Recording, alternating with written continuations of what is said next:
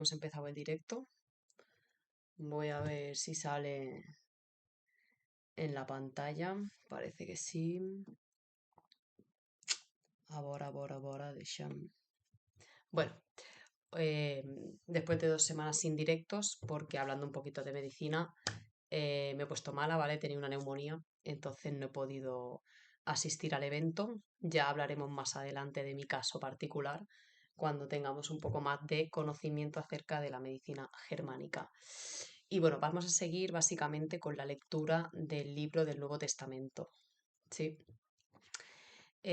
Hoy quería empezar el programa haciendo alusión a un dato curioso, ¿no?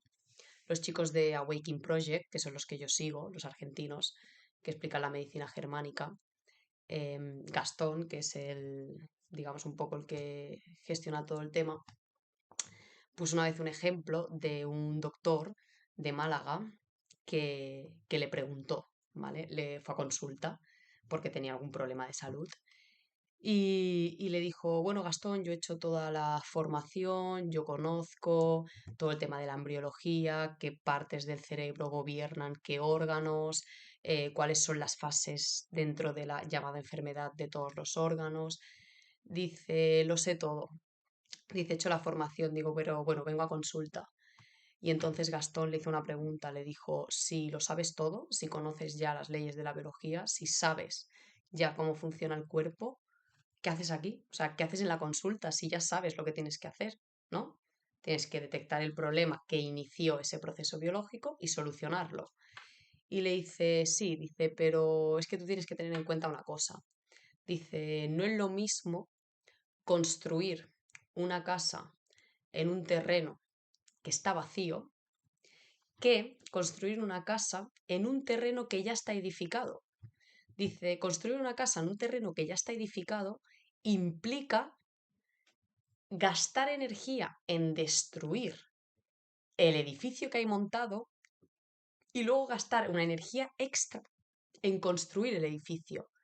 Dice, y yo ya soy muy mayor para eso, entonces necesito apoyo, necesito ayuda, ¿no? Entonces, bueno, pues eso era un poco lo que, con lo que quería presentar este, este directo de hoy, ¿vale? Voy a poner por aquí que estamos en directo, a ver que le llegue al máximo de gente posible. Y seguimos.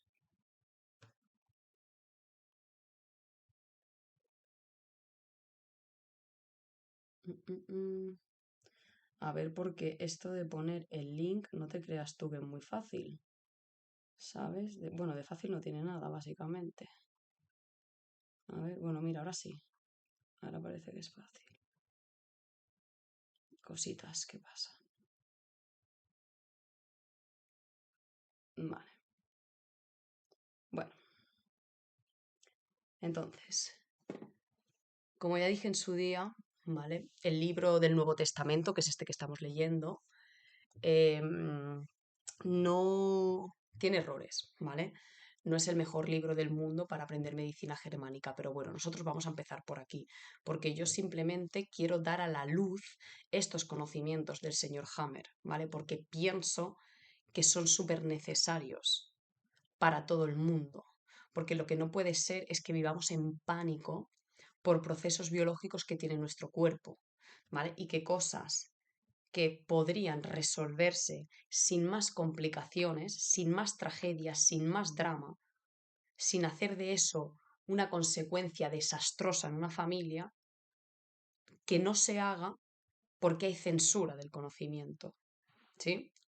A mí me falta mucha práctica en este ámbito, me falta mucho comprobarlo a través de la experiencia, pero he visto muchos casos, es algo que resuena conmigo y creo que es algo que necesitamos poner en práctica todos para ver su realidad. ¿Sí? Entonces, bueno, seguimos por aquí, que es donde lo dejamos el otro día. Bueno, la presentación del libro. Básicamente, Hammer dice que este libro se lo dedica a su hijo Dirk, que ya dijimos que a raíz de la muerte de su hijo Dirk, él desarrolla un cáncer de testículo y su mujer de ovario, dije de útero, pero es de ovario, y a partir de ahí él se cuestiona. ¿Tendrá algo que ver el fenómeno que me sucedió traumático en mi vida con lo que después se ha desarrollado en mi cuerpo? Y a partir de ahí empezó a hacer entrevistas a sus pacientes, ¿no? Entonces dice, yo llevo adelante este libro como administrador de su legado, es decir, él atribuye todos estos conocimientos a Dirk, a su hijo. ¿Por qué? Porque a raíz de la muerte de su hijo, él inicia todo y porque después él tiene sueños donde su hijo le habla y le dice que va por buen camino, que siga, que tal y que cual, ¿vale? Independientemente de quién crea que meter los sueños en esto le quita eh, todo el sentido científico o lo que sea, bueno, lo que está claro es que los sueños existen, que son una realidad totalmente compleja, paralela y muchas veces carente de sentido para la racionalidad humana. Y bueno, pues creo que sería un acto demasiado soberbio pensar que los sueños pues no tienen ninguna función o no tienen ningún sentido. ¿Vale? O quitarle el mérito de los descubrimientos de ese señor simplemente porque diga que habló con su hijo en sueños, ¿vale? Para llevar a cabo todo esto. Entonces dice, en ningún caso se le puede negar a quien lo necesite para sobrevivir este documento, ¿vale? Pero nadie puede enseñarlo sin mi consentimiento explícito. Hammer se encargó personalmente de que fuera muy difícil practicar la medicina germánica. ¿Por qué? Porque, como ya sabemos, en este mundo se tiende a tergiversar mucho el conocimiento para hacer un mal uso de él, ¿no? O para hacer negocios personales con intereses personales. Aquí lo que hay que tener muy claro, ¿vale? Es que la salud es un negocio. Yo me acuerdo que yo fui a una charla una vez a una asociación y un señor había había estudiado química o no sé qué y estaba haciendo el máster de farmacia, ¿vale? Y vino a, no me acuerdo, era una asignatura que iba de marketing o no sé qué, bueno, era una asignatura que iba bueno, de cómo sacar al mercado los medicamentos y tal y cual, ¿no? Del máster. Y llegó, fue a hacer la presentación de la asignatura como la mandamás de la agencia del medicamento española de no sé qué, no sé cuántos. Y les dijo, nada más llegar a clase, bueno, ¿alguien aquí tiene alguna duda de que lo más importante de la medicina es lo económico? O sea, que aquí lo que más importante son las ventas.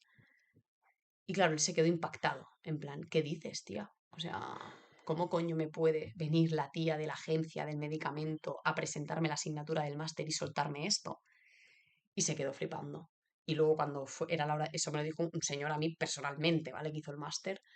Y luego fue a hablar con sus compañeros, que todos venían con el máster pagado por la empresa, y nadie estaba sorprendido, porque todos habían trabajado en la industria farmacéutica y todos sabían lo que había. Y él era el único sorprendido porque era el único que no había trabajado y que venía de la uni que se pensaba que iba a curar a los pacientes, ¿no? Y le dijeron, chico, espabila, ¿vale? Sitúate en el mundo en el que vives. Entonces, por eso Hammer como que autocensuró su conocimiento, ¿vale? Porque dijo, porque vio cómo ya mientras él coexistía, porque recordemos que él murió en 2017 y hasta entonces estuvo activo, vio cómo se tergiversaban sus conocimientos, ¿vale? Y cómo se hacían medias verdades de eso. Y es ese motivo uno de los más peligrosos, ¿vale? Porque en el momento que tú tergiversas todo el conocimiento, los resultados ya no se dan, ¿vale? Y entonces empieza la problemática, ¿vale? Y empieza el hecho de que las personas no puedan finalizar su proceso biológico. Por eso dice, nadie puede enseñar la medicina germánica sin mi consentimiento explícito. También tenemos que decir que Hammer era una persona bastante rígida, ¿vale? Recordemos que estudió teología en sus años y aquello le marcó profundamente. También le marcó profundamente pues todas las enseñanzas de la medicina que él tuvo en el inicio, ¿vale? Que eran muy dogmáticas y muy método científico, 100% se tiene que cumplir en todos los casos, todo y siempre, que sería lo ideal, pero luego vemos que la vida siempre tiene excepciones, ¿no? Y siempre tiene cosas que no podemos explicar o corroborar 100%. Dice, los denominados maestros de la medicina oficial han obstaculizado durante años este testamento por motivos incongruentes y fuera de la medicina, ¿vale? Es decir, motivos económicos y demás. Dice que para vosotros, mis pacientes, el testamento de mi hijo Dirk, contenido en este libro, sea vuestra esperanza. La mayor parte de vosotros podrá reencontrar la salud cuando comprenda y siga el sistema en el modo correcto y cuando haya médicos formados por mí con buenas manos y un corazón compasivo que os serán de ayuda. Dice, este sistema de la nueva medicina será considerado entonces la más grande bendición de toda la medicina. Todo lo que se ha escrito hasta aquí se ha hecho según la ciencia y del modo más cercano a la verdad, modificado solo en la medida que la intimidad del paciente lo requería. Dice lo más cercano a la verdad. Porque claro, o sea, la verdad absoluta está claro que no existe, porque siempre vamos a ser ignorantes de una mínima parte de la realidad, porque es que si no, el sentido de evolucionar, de aprender, de continuar, no existiría. Porque para mejorar hay algo que tenemos que desconocer, hay algo que no tiene que estar presente, ¿no? Que es parte de nuestra ignorancia. Entonces, dentro de nuestra ignorancia, pues hay verdades a las que no podemos llegar. Pero luego hay otras verdades a las que sí podemos llegar. Es decir, hechos, cosas que suceden, que se replican, que son reales. ¿Vale?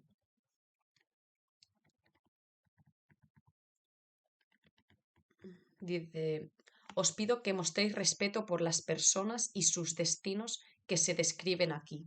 Y si por casualidad pudierais saber de quién se trata, que seáis discretos, porque él en este libro expone muchos casos de sus pacientes.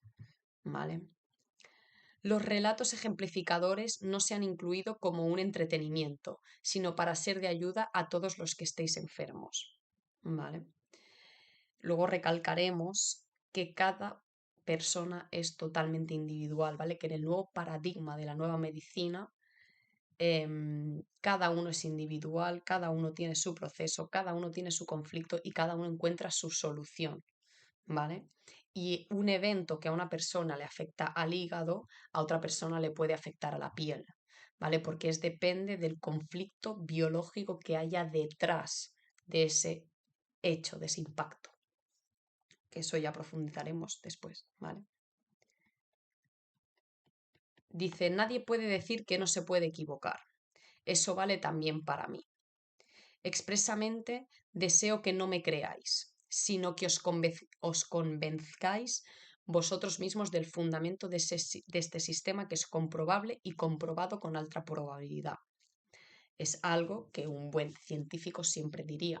No me creas a mí, ¿vale? Porque la ciencia o la verdad es verdad precisamente porque es un hecho, porque es un hecho real que sucede. Y si sucede, todos somos capaces de verificarlos, ¿sí? De entenderlo, de comprenderlo. Dice, el boicot contra la nueva medicina ha sido por dramatismo e infamia proporcional a la importancia de este descubrimiento del contexto ligado al suceso tumoral, porque todo empezó con las patologías tumorales, pero luego lo extendió al resto de patologías. Dice, yo mismo enfermé en 1978 de un cáncer de testículos cuando mi hijo Dirk fue herido mortalmente en el sueño, es decir, mientras dormía, por un príncipe que quería disparar pretendidamente a un médico romano y murió entre mis brazos 4 meses después. Aquello era el Dirkhammer Syndrome, el síndrome de Dirkhammer, es decir, el fenómeno traumático que inicia el proceso biológico.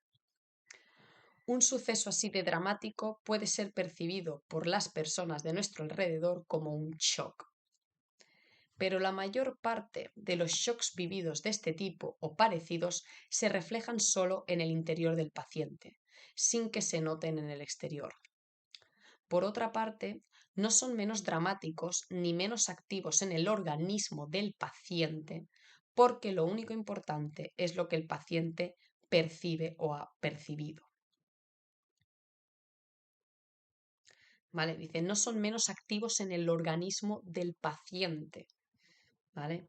Es decir, aunque una persona, yo por ejemplo, te has quedado sin trabajo y yo no lo veo tan grave, eso no quiere decir que a ti no te haya afectado de manera muy grave y que eso haya desencadenado o activado un proceso orgánico dentro de tu cuerpo.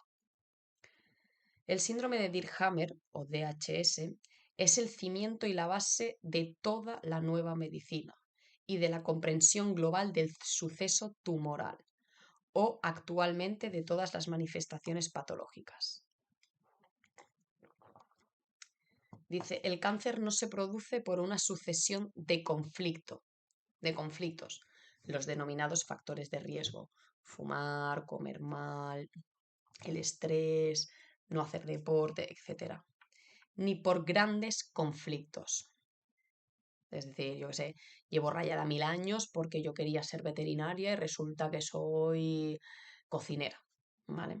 Es un gran conflicto que arrastras de toda tu vida, pero tiene, no tiene que ser la causa.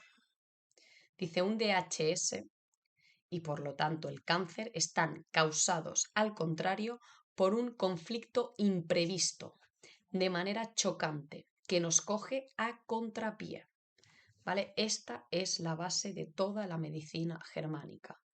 Un evento, ¿vale?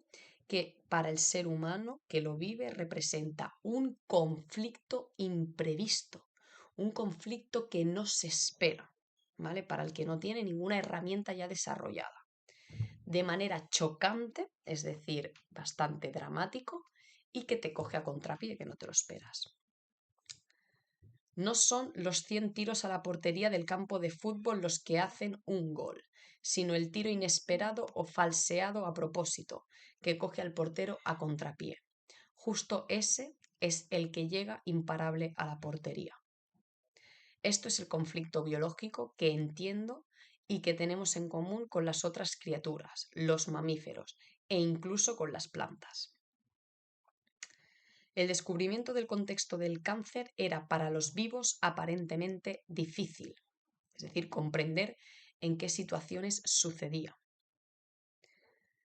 La ha descubierto un difunto. Os paso su legado, su hijo. ¿Vale? Dice, con su muerte, él nos ha dado la ocasión para descubrir estas correlaciones, pero creo que también tras la muerte siga siendo partícipe de este descubrimiento mucho más de lo que pueda imaginar. Y bueno, aquí explica otra vez un poco el tema, ¿vale? Dice, esto sucedió de la siguiente manera. En septiembre de 1981, cuando por primera vez creí haber encontrado un sistema en la génesis del cáncer, es decir, el síndrome de Dirkhammer, me flojearon las piernas, como se suele decir. Este descubrimiento me pareció demasiado grandioso porque yo mismo me lo creía, o no me lo creía más bien. Por la noche tuve un sueño con mi hijo Dirk, con el que sueño a menudo y con el que discuto en sueños. Se me apareció, sonriendo con bondad, como hacía normalmente, y me dijo, lo has encontrado, Girt. Es correcto, es del todo correcto. Te lo puedo decir porque ahora sé más de eso que tú. Has estado maravilloso descubriéndolo.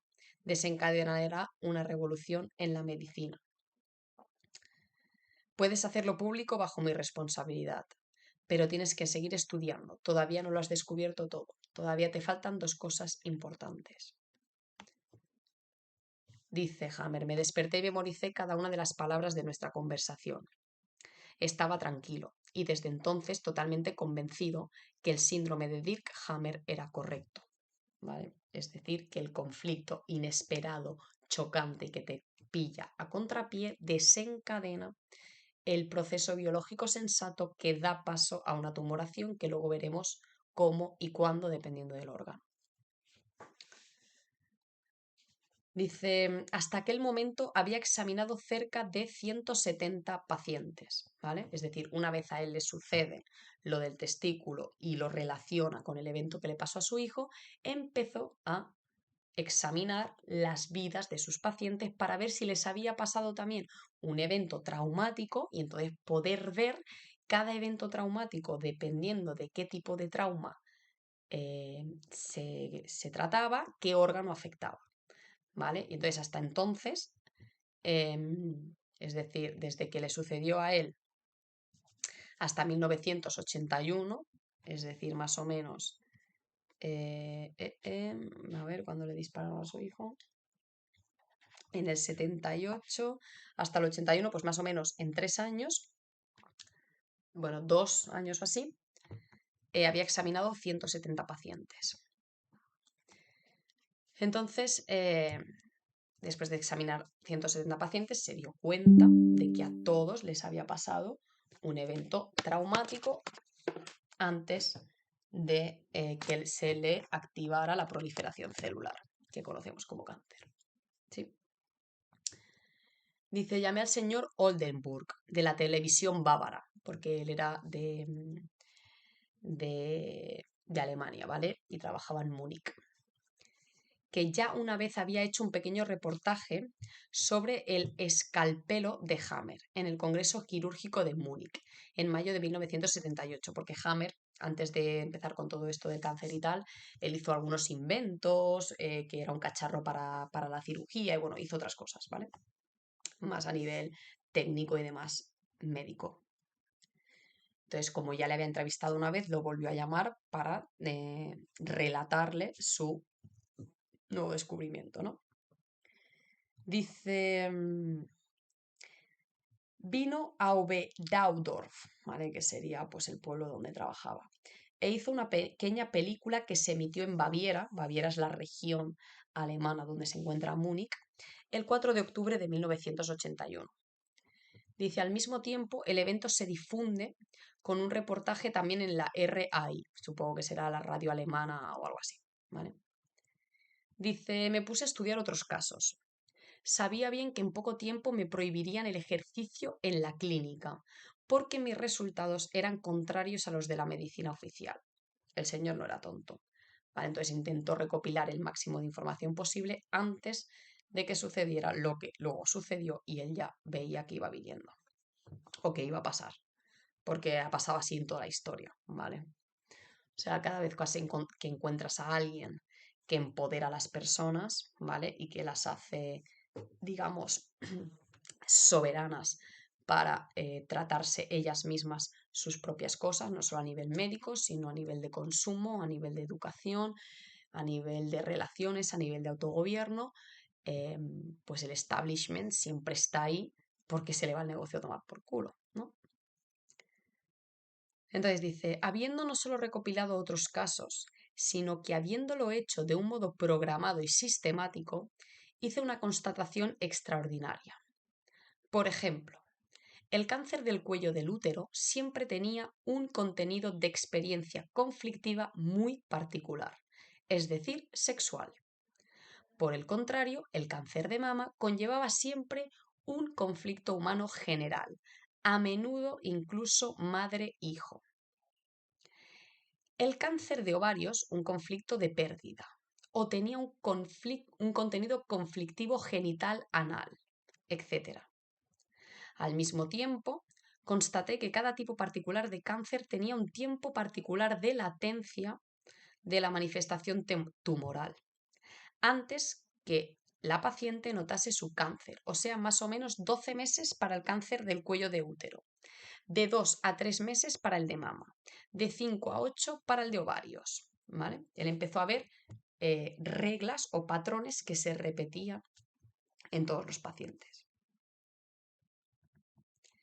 Esto me parecía, por una parte, lógico y razonable, pero por otra parte demasiado razonable para creerlo, dado que no solo estaba en contra de los preceptos de la medicina clásica, que hablan de que es una célula loca, que después de 1.000 millones de mutaciones a lo largo de los años, pues se acumulan y entonces de repente fallan los genes supresores de tumores y se desarrolla el tumor. O sea, toda la teoría tumoral de la medicina clásica es un puto caos, para hablar claro.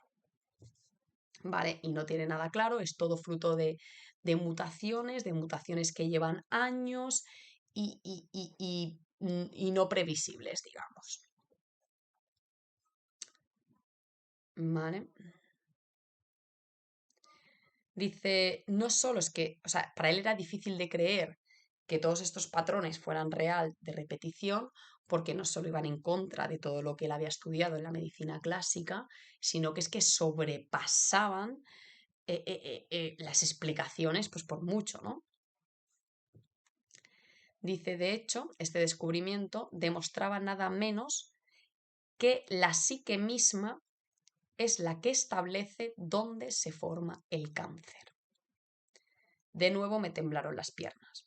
Es decir, no es un proceso aleatorio, ¿vale? No es que por casualidad, fruto de 1.000 millones de mutaciones, de errores de tu cuerpo que no sabes solucionarlas, te caiga en ese órgano, sino que el cerebro detenidamente y concienzudamente decide en qué órgano inicia ese proceso.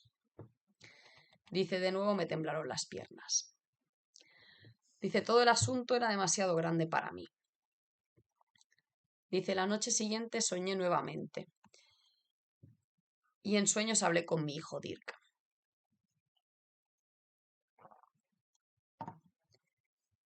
Dice, él me alabó y me dijo, santo cielo, Girt, ¿cómo lo has descubierto? Y qué bien lo has hecho. Después sonrió de nuevo con su sonrisa incomparable y me dijo, solo te falta una cosa todavía y después ya lo habrás encontrado todo. Ahora no puedes darte por vencido.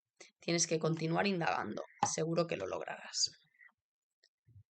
Bueno, se despierta del sueño y bueno, de golpe estaba convencido totalmente de la certeza de mis resultados y me puse a investigar febrilmente cuál podría ser la última cosa que me faltaba. Dice, estudiaba cada caso que me llegaba en base a los criterios que establecí y vi que los resultados eran correctos en todos los casos. Dirk tenía razón.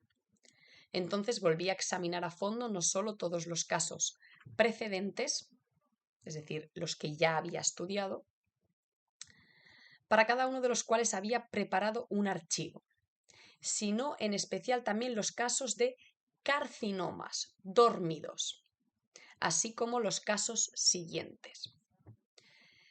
Carcinomas dormidos se refiere a tumores que se encapsulan, digamos, o que se detiene su proliferación, pero se quedan ahí. ¿Vale? Dice, era una carrera contra el tiempo. Sabía con precisión que pronto no me dejarían visitar ningún paciente. Por lo tanto, mi última semana de servicio trabajé día y noche prácticamente. Y de repente se me apareció un conocimiento. En los casos en los que los pacientes habían sobrevivido el conflicto, se había resuelto siempre. ¿Vale? Es decir, él vio que los pacientes que sobrevivían al proceso oncológico, todos habían resuelto su conflicto, el DHS, ¿sí? El conflicto biológico, aquel evento traumático que te pilla a contrapié, ¿vale? Y que te genera un conflicto a ti. Todos los que habían sobrevivido, después de hacer la entrevista, todos habían resuelto el conflicto. Por el contrario, el conflicto no se había resuelto en los casos de las personas que habían muerto o en los que la enfermedad había empeorado. Me había ya acostumbrado a considerar correcto lo que los colegas con los que intentaba hablar de estas cosas consideraban simplemente sin sentido, sin querer saber más del asunto. Pero realmente este conocimiento era para mí excesivamente grande. Dice, estaba anonadado y literalmente las piernas se me volvieron mantequilla. En este estado casi no podía esperar la noche siguiente. en la que poder presentar mis problemas a mi maestro Dirk. De nuevo soñé con Dirk, tan claramente como la última vez. En esta ocasión, él estaba lleno de admiración y me sonreía con reconocimiento diciéndome: no hubiera creído posible que lo consiguieses con tanta prisa. Sí, lo que has encontrado es correcto, completamente correcto. Ahora tienes todo, ya no te falta nada. Las cosas son exactamente así. Ahora puedes publicar todo bajo mi responsabilidad. Te prometo que no te arrepentirás de ello, porque es la verdad. Dice, cuando por la mañana me desperté y repasé el sueño con claridad, mis últimas dudas se habían disipado. A mi Dirk siempre le había podido creer, y ahora que estaba muerto, con más razón. Todo esto es un extracto de su libro, del primero que escribió, que se llamaba Cáncer, enfermedad del alma, y ponía cortocircuito del cerebro, que luego vio que no es un cortocircuito, ¿vale? Que el cerebro hace su propio proceso. Dice, el ordenador de nuestro organismo, el cerebro, la ley Ferra del cáncer, y esto lo publicó en 1984. Dice, en los últimos años ha habido muchas personas que han considerado el pasiva como no científico, por el tema de los sueños y tal. De hecho, no tiene pretensión de serlo, sino solo de estar conforme con la verdad. Del resto, según mi parecer, es importante el hecho de que resultados y descubrimientos que son válidos, lógica y empíricamente, además de reproducibles en cualquier momento, se verifiquen para establecer si son correctos o falsos. Es decir, él lo expone y para que alguien diga que es verdad o falso lo tiene que poner en práctica, ¿vale? Pero si los resultados y los descubrimientos son correctos, entonces no tiene ninguna importancia para su veracidad cómo y por quién han sido descubiertos. Es decir, si alguien los pone en práctica, algún doctor, alguna persona en su vida o lo que sea, y ve que son correctos, da igual si ha sido a través de un sueño, si ha sido a través de una premonición o si ha sido a través de, yo qué sé, de tomar ayahuasca, ¿vale?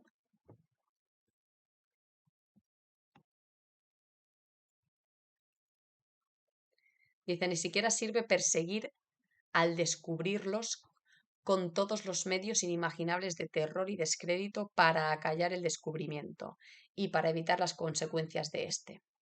Haciendo esto, la culpa se vuelve enorme, y es justamente lo que ha sucedido estos últimos 17 años.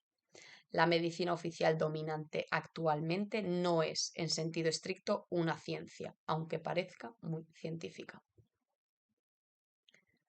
¿Qué dice acerca de la medicina oficial? Dice, tiene miles de hipótesis y dogmas que se deben o se pueden creer, pero que son falsos, porque a su vez se basan en hipótesis no demostradas. Por ejemplo, el dogma de las metástasis, que ya hablaremos algún día de todo esto, o el tema de la enfermedad como una avería de la naturaleza, el dogma de las células enloquecidas, en el tema del cáncer, el dogma de las metástasis cerebrales, porque Hammer se dio cuenta que el 99% de los llamados tumores cerebrales no son otra cosa que el proceso final del cerebro cuando acumula células de tejido glial para reparar esa zona del cerebro. El dogma de los microbios como agentes patológicos, etc. Que esto lo trata muy bien Béchamp, que fue el profesor de Pasteur. Todo el mundo conoce a Pasteur, ¿no? Es el que nos enseñan en el cole, el que dijo que las bacterias eran las que generaban enfermedades y tal. Béchamp, que fue su profesor, dijo que Pasteur era un alumno mediocre, y de hecho Pasteur tuvo muchos juicios por falsificar documentación y por no ser fiel a la verdad, ¿vale? Y Béchamp lo que dijo es que el terreno genera las bacterias, ¿vale? Y no es que vengan de afuera, sino que el terreno interno de cada uno genera unas bacterias positivas o negativas, no es, o sea, no es en el sentido de bueno o mal, sino que como está la persona, propicia que haya unas bacterias u otras. Y dice, hay un chiste académico. 3 estudiantes, uno de física, uno de biología y uno de medicina. Tienen que aprenderse de memoria la guía telefónica. El estudiante de física pregunta si existe algún sistema en la guía. Le responden que aparte del orden alfabético no hay ningún sistema. Se niega a aprender una cosa tan sin sentido. El estudiante de biología pregunta si en la guía telefónica hay algún desarrollo o una evolución. La misma respuesta, ningún desarrollo, solo tiene que aprendérsela de memoria. También se niega a estudiar algo tan estúpido. Al estudiante de medicina también le dicen que tiene que estudiar de memoria la guía telefónica, a lo que solo responde, ¿en cuánto tiempo? ¿Vale? Dice, en principio los médicos hemos tenido que recitar de memoria para el examen de estado las entradas de la guía telefónica. Recordemos que Hammer es médico oficial, ¿vale? Enseñado por una universidad totalmente normal, es decir, común. Y él habla de su experiencia, ¿no? Ni el estudiante ni el profesor habían entendido nada realmente, todo era de memoria. La cualificación efectiva estaba en el número de páginas aprendidas de memoria, ¿vale? Eso es lo que evalúan en los médicos. Si se analizan los dogmas de la denominada medicina oficial, se ve que derivan del pensamiento bipolar de bueno y malo, típico de nuestras grandes religiones, judía, cristiana y musulmana, que a su vez provienen de la concepción zoroástrica del mundo de los antiguos persas. Los antiguos persas son los que vivieron por ahí, por Irán y todo eso. Todo se divide coherentemente en bueno y malo. De aquí deriva lógicamente también la mentalidad eliminatoria, marcial, de los actuales guerreros de la medicina. Es decir, cuando nosotros nos ponemos enfermos, ¿no? Se inicia una guerra contra el cuerpo, ¿vale? Porque el cuerpo se ha vuelto loco. Entonces se inicia una guerra para frenar lo que sucede. Es una mentalidad bélica la que tenemos actualmente en la medicina convencional, ¿vale? En vez de comprensión de por qué el cuerpo se comporta así, qué sentido tiene, ¿no? Un cuerpo perfecto que hace 1.000 millones de funciones a la vez, sincrónicas, que tiene hasta telepatía, ahora de repente se ha vuelto todo loco y nosotros con nuestra mente limitada vamos a solucionarlo. Bueno, eso es, pues, un poco loco, ¿no? Dice, entonces, de aquí deriva la mentalidad eliminatoria, ¿no? De los actuales guerreros de la medicina, que sin embargo en realidad no es más que Edad Media, que no cree en los dogmas únicos verdaderos, tiene que ser quemado. Esto está un poco mal traducido. Vale. No es más que Edad Media, que es el hecho de que quien no cree en los dogmas establecidos tiene que ser quemado, ¿vale?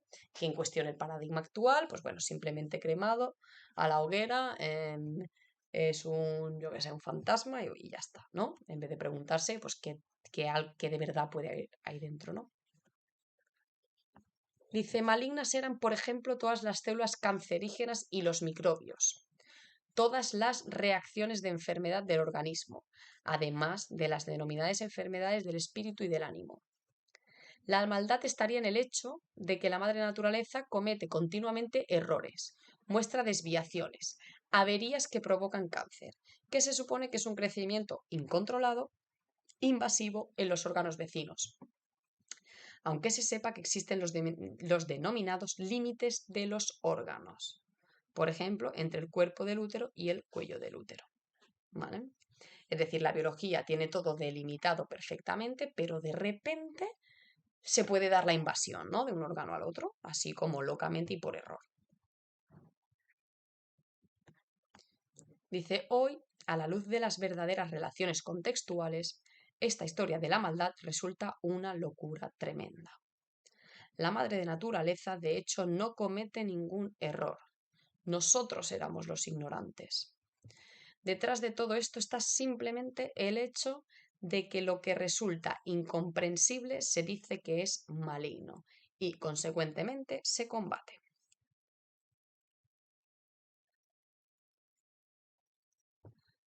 Dice, solo cuando se ha entendido, y ahora con las 5 leyes biológicas podemos hacerlo, no tenemos necesidad de destruir, sino que estamos en posición de comprender, reordenar y de integrar los hechos en un contexto biológico global, más bien cósmico, de nosotros con la naturaleza y el universo. ¿Vale? Digamos que esto permite una visión nueva donde